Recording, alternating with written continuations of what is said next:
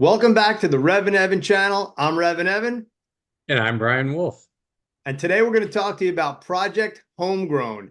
It's a Godzilla build on a budget. We've talked about it before. In fact, we've done a couple of lead-in videos, one on Dingleball honing and another video that kind of talked about the project with the timing wedge. And so we're going to get into it. We're going to talk to you about how it went down. We've actually dynoed the engine. So that's kind of neat. We're going to go through all the details. And now a lot of these videos where they say it's on a budget, they always kind of leave out the most important part, which is the actual budget. We're not going to do that. We're going to break it down for you. Brian's going to go through the whole engine, tell you what everything cost, what parts went into it, and how much power it made. So Brian, what do you say we dig in? Okay, let's go get right into it. So we're gonna put a little background up just to make it a little bit easier for everybody to follow what we're saying. Okay, but before we get too deep into the engine itself, I always feel we can't overemphasize what do the dynamometer numbers mean versus what's advertised. Because it's crazy, right? Like if we say, hey, this thing made 680 horsepower, they're saying, how did they pick up almost 200 horsepower from the stock engine? And the fact of the matter is we didn't. So I want to talk about what the baseline power is. So when we talk about the numbers that we're presenting on this engine, they have a relative importance to them. So this engine, like all engines we run with ultimate headers that are designed to fit into a Fox body Mustang, as opposed to some special dynamometer header that may give an advantage. And then we use an electric water pump. Like all other engine builders, we test these to SAE J607 correction factors, which is a bit different than what the manufacturers do. The manufacturers have updated their procedures quite a few years ago, and they correct to a difference. As you can see here, they're at 77 degrees Fahrenheit, 29, 23 barometer, as opposed to what engine builders do, 60 degrees Fahrenheit and 29, 23. Now, I'll get into it on the next page. That doesn't seem like a ton, but it adds up pretty quick. Also, the manufacturers run a full air intake system. They run a full exhaust system, or they simulate the exhaust system in the dyno. They run with a full front end accessory drive. So when we test this, we have none of those losses. And then in addition to that, we run an OBR control system and we optimize the fuel. So again, we're not running an 87 octane calibration. We're running pump premium calibration and also optimum VCT timing for best output. So when we run our test this way, a baseline engine, not this homegrown, but just a fully stock engine, brand new out of the box that we tested, made about 519 horsepower. So that's significantly more than the 430 that's advertised. And how is that made up? Well, 21 of it, 21 horsepower, is just due to the difference in air density. There's about 15 horsepower due to no front end accessory drive, nor water pump, because we're running an electric water pump. Then the big factor is we have no air cleaner, we have no catalytic converters, we have no mufflers, we have no tailpipes. And on a good installation, that's about 9% or 46 horsepower. Next, we have we're running premium fuel. That's about 1.5%, about 8 horsepower in this case. So if you start to subtract all those numbers from the 519, what we mentioned there comes down to 429, which is about the 430 that Ford advertises. So again, just want to give that starting point. So when you see the numbers, because we were very pleased with what this engine produced, I don't want you to take them out of context. Any questions on that, Evan? No, I think you hit all the important points. I was going to ask you about fuel, about what fuel the OEs generally test on. And in this particular case, on this type engine, obviously, if you had like a GT500 supercharged engine or a Shelby GT350 with 12-to-1 compression, it's going to be on premium fuel from the factory. But in this case, it's 87 octane, and that everything kind of jives. I think a lot of people kind of look at the numbers and expected that even in the truck, the Godzilla to make more power. But when you realize it's a truck engine with a truck cam and a truck intake, this is 430 horsepower is pretty respectable, all things considered. And it does show when you just free things up, there's almost another 100 horsepower to be had if you were doing an engine swap with a stock engine just by doing the basic hot rodding tricks. Let's talk a little bit about Project Homegrown. Now, as we know, the core of hot rodding, the core of us guys that have gasoline running through our blood, is the guys that are doing it at home, right? They're not going to buy a crate motor for 20, 30, 40, 45, $50,000, right? It's just not, something that's in the cards. But what we did want to do is say, well, what is available out there today, and how inexpensive can you put one of these together if you do the work yourself? Now, first thing I want to say is if you go to an engine builder to have this done, you've got to remember when you go to the dealer to have a mechanic at the dealer work on your car, you're being charged 140, 145 bucks an hour. So what do you think a experienced precision engine builder is worth an hour? So again, if you go to somebody and you say, well, geez, I think I could put this together for the number we're going to show you, he's going to say, well, good, why don't you go do that? And I encourage you to, and we try to show you how to make that happen. We purchased this engine from a company called G-Core Automotive in Columbus, Ohio, and our contact was Irv, not Irk. I'm sorry, there's a typo there, Irv McCarty. And we paid $1,500 for it. This happened to be one of the engines that suffered the camshaft lifter failure. And when we did tear this down, because it was a commercial vehicle engine, it took about 20 hours to get everything cleaned up. When I, took it apart in the shop, I mean, it smelled like burnt oil in the shop for a couple days. And it took over 20 hours really to get this thing cleaned up, dingleball the cylinders, and then in the lifter bores, and then getting it ready for reassembly, which also took, another quite a bit of time to put it back together cleanly. So Brian, you mentioned Dingleball. You dingleballed the block. That was basically using a dingleball type hone to resurface or freshen up the cylinder walls so you could put the thing back together and ensure that you had good ring seal and that the engine would make reasonable power, right? Yeah, exactly. And we did do the video for that Evan will include in the link down here because it is very important. And one of the things that we were fortunate enough to do was we had a profilometer, so we were able to check that surface finish, and we gave a formula for, how many strokes to do that. And then also we ran a plateau hone through it to get all the, the high parts off the peaks so that we really had the valleys, and the valleys are what hold the oil that, lubricates and seals the bore. And that's very important. And this engine sealed up very well. Well, we were real pleased with that. Yeah. So if you have any comments or questions about that, we did a complete video and I will share that in the description. So just look down below. Also, don't forget to subscribe. If you like the content on the channel and you dig what we're doing, don't forget to leave a comment. Let us know you were here. Certainly ask questions if you have them, and make sure you subscribe as well. Brian? Yep. So let's talk about the cost, because we said we we're going to, include what the cost was for this. So you can see bottom line, it was $3,725. So how do we get that? It was $1,500 we paid for the core long block. We put our BTR Truck Norris cam in there with their VCT travel limiter. That was about $590. We did replace the lifters with the Delphi LS7 lifters from BTR for $180. Didn't have any fuel rails or for injectors. Now, I did run this with my normal dyno setup, but I went to eBay and I saw fuel rails and injectors anywhere from $150 to $175. So I put $170 for those. A 23 model year truck intake and throttle body for the 7.3. That dealer price was about $550. We had to put coil plugs and wires on it. The Ford Performance makes a nice kit for that. So you get 8 plug wires, 8 coils, and it's $320. I decided to upgrade to the chassis crankshaft damper. So what do you mean chassis crankshaft damper? There's 2 certifications on the engine, a dyno cert and a chassis cert. The dyno cert engine only runs to 4,000 RPM. The chassis cert will run to, 6,000-ish RPM and has a different tuning of the torsionals in the crankshaft. So I thought it was important to include that here as well. Put new spark plugs in it. And then we put the oil cooler bypass that Billet Pro Shop offers.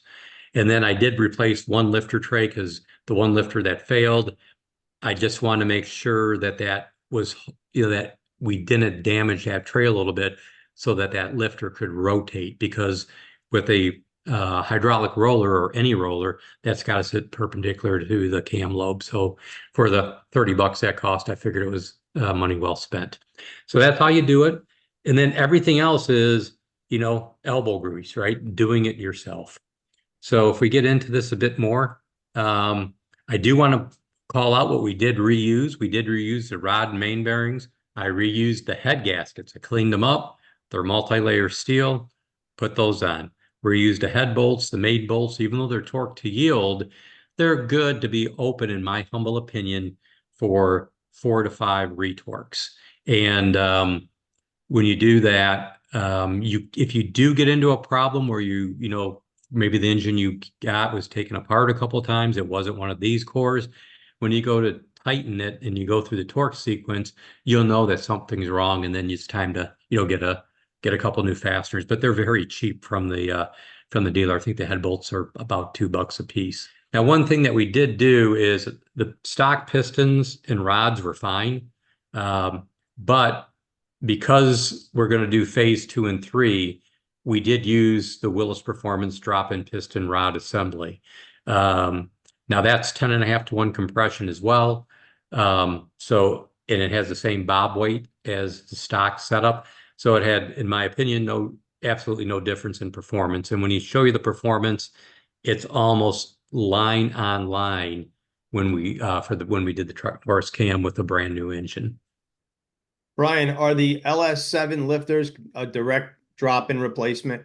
Yes. Okay. Yeah, they're the only different. There are a couple differences, but I ran those with the stock push rods. So one of the things that's different is when you push the lifter up to the top of the tray across the flats, the rollers hang a little bit lower, slightly lower than the stock lifter. So if you're swapping cams out back and forth like I do on the dyno for development, makes it a little bit more difficult to get the cams in and out. The other thing is it is a little bit taller. As I mentioned, also where the cup is, where the push rod sits. So it is a tad bit longer, but I haven't run into an issue. I think I've done several Truck North cams and other cams with the LS7 lifters, with the stock push rods, and never had valves hang open. So I'm pretty confident with that. And that's what we did with this build. Okay, so how did it perform? Well, this is pretty badass in my opinion. We made over 500 foot-pounds of torque from 2,600 to 6,200, which is where we stopped the test. And it made 627 horsepower at 5,900 and 646 foot-pounds peak at 4,000 RPM. So I didn't include it in here, but if I did the overlay with this versus the brand new engine, this actually made like these are all 3-run averages. Like I don't like make a run and then look for the glory numbers. Say, okay, that's the curve we're going to show them. When we do a development work like this, it's always a 3-run average that we're presenting. So if I did this versus that brand new long block that I did the previous testing with, this actually was 1 or 2 horsepower better and about the same peak torque. So I was super excited about that, of the repeatability of the combination and the repeatability of our dyno as well. I mean, they both worked well together. And again, this is, all stock heads, we cleaned them well and lapped the valves, and that was it. In fact, and this also had the stock valve springs. Now there are 2 different valve springs. There's a green and yellow, and I think a purple and pink. The purple and pink you don't want to use because they do have lower spring pressures. This engine did have the yellow and green, which isn't consistent across all of the dyno cert engines. So that's where it performed, and again, pretty good value, over 600 horsepower for under $4,000. Yeah, and just Brian, looking at the sheet, the torque curve, I mean, that would be perfect for whether you're doing towing, off-road, drag racing, road racing, or you just want like a really cool street car that when you tip into the throttle, you got instant power. And you just look at the low end torque, between 3,500 and 4,000. This thing's just really stump pulling.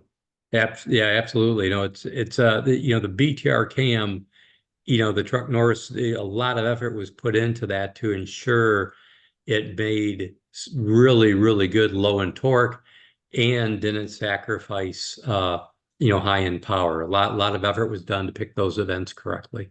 So why are we so excited about this power level? Well, one of my heroes on the internet is, I think probably most people that would listen to this know Richard Holdner. Does a lot of videos, super high quality. And I put the link here so you can see that it was something that he really did. He actually ran a series of LSs. This was the lowest power LS that he did. And then he went on to more and more expensive ones. Now, he didn't include what the cost of this stuff was. So but he talked about the content. So it was a 6-liter stock cast iron block. He had a 408 stroker kit in it. So the cheapest stroker kit I could find on the internet was Eagle, and it was $2,400, and it was 30 over. So we did add an estimate of what it would cost you to have that board and hone. That's something you can't do in your garage. He did have AFR 245 heads on him. Look those up. Those are about $3,000. He had the fast LSXT intake and 102 millimeter throttle body on it. He had a crane cam and Delphi lifter, and I assume Delphi lifters in it. I estimated those at about $400 for the LS cam and a couple $100 for the lifters. And then I added to that, he had to start with something, right? So he had to buy this thing. And then there's parts, all the little stuff we're not talking about, like, upgraded fuel injectors that he probably needed to make the power versus what the stock engine made, fasteners, any gaskets, the core itself. And I went and I looked, today is August 8th, 2024. And I went on Facebook Marketplace and I saw LSs anywhere from, $1,000 to $2,000 that were just, cores. So I felt that $1,200 was a very fair estimate of what the core and everything else would cost you.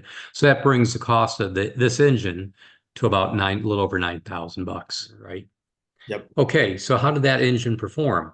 So the thing is that they made very close to the same power, a lot of difference in torque, mainly the torque difference I attribute a lot to, you've got more cubic inches, than the 408. You're still, 38 cubic inches higher. So that's part of it. I think the other part is the Truck Norris cam is just super, super good. But so you can see the Godzilla is kind of the red lines. The upper line there is the torque, and then the one that's coming up across the page is horsepower. The blues are the Chevy. Kind of odd. I should have had those the other way around as I think about it. Ford should have been blue. The Chevy should have been the orange. But anyways, and you can see the LS, it made 576 foot-pounds, 625 horsepower versus 646 foot-pounds, 627 horsepower. Of course, with those AFR heads, it carried that power out further versus, the Godzilla with only the stock cylinder heads on it that were just slapped. So again, pretty good. I'm, really pleased with these results. And, the other thing that makes me, very happy is, like I said, I'd love to run an LS, but it just costs too much money to make horsepower with them. I mean, just too expensive. So I got to run this Godzilla and keep money in the bank. So Brian, this is a great comparison between the LS and a Godzilla, and obviously it shows what you can do with the Ford engine with a moderate budget. But what if you wanted to take it a step further or 2 steps further? Sure, that's a great lead. So what's next is phase 2. In phase 2, we're really going to take advantage of, RPM with the engine. So the plan is to put the BTR Trinity intake on it, a 92 millimeter throttle body. That's going to add about $640 to the build because we can credit the 550 from phase 1. We are going to put a different BTR cam in it. It's going to be, to be released later this year. And I'm going to assume the cost is going to be the truck Norris, same price or very close to that. Because we're spinning the engine higher, we are going to have to install the pack springs. And then I do want to run this with the Innovate. And the reason I want to do that is we're spinning this higher. There's people that are going to, want to put this in some old hot rod. We've got a customer that put this into an F100 that just looks totally cool under the hood. So it's super pricey. You can see 49, 50, but it performs real well and it looks totally badass. So we want to include that in here. And then it requires, as I said, our drop-in piston and rod. We're still running that special at 1776 down from where we're going to retail them at 1850. So phase 2 is still only going to be $6,540 all in. And, I'm hoping we're going to push this, well beyond, 670 foot horsepower. Well, we'll see, time will tell.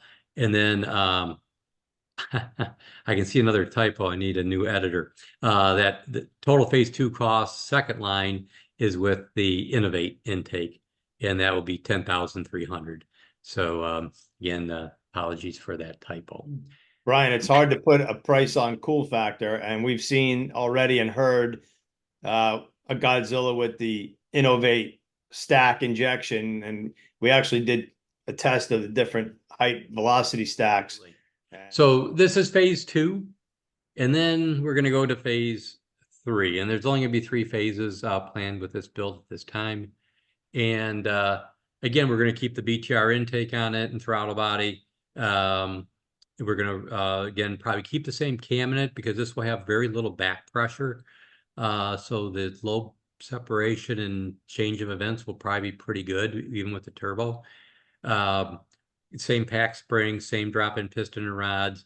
I went to eBay and I looked at some turbos on there, and they were, again, we're gonna put a cheap turbo on this thing, and they were as little as $800. So again, they're coming from China, but that's what we're going to throw on this thing. Of course, you could put a different or better quality one if your budget permits, but again, trying to get the performance out of it. And then we're going to put Fuel Injector Clinic 95 pound an hour injectors in it, and we're going to use the billet fuel rails as well. So all in on that, we're still at 8750. So again, but you doing all the work yourself. So again, we're pretty excited about this. Hopefully, this will push us, to north of 1,000 horsepower, and on a pretty good budget. Yeah, I mean, it's hard to go wrong with cubic inches and a good cylinder head and cam combo. And thankfully, the Godzilla has a good set of heads with big valves from the factory, and there's plenty of cams on the market. You've tested a bunch yourself. So there's a lot of options there. That's right. So anyway, super excited to share this with everybody, and be looking for our phase 2 video in a couple months. All right, so we hope you like that video, Brian breaking it down on the phase 1, 2, and 3 project Homegrown Godzilla. We expect you guys to be building them in your homes now at this point. And if you love the Godzilla stuff, you can join Brian and I at the Performance Unlimited Godzilla Showdown presented by Willis Performance. And that's going to take place September 26th through 29th at Bowling Green, Kentucky. The NMRA World Finals. There's going to be a lot of great stuff going on. So we hope you come out and join us.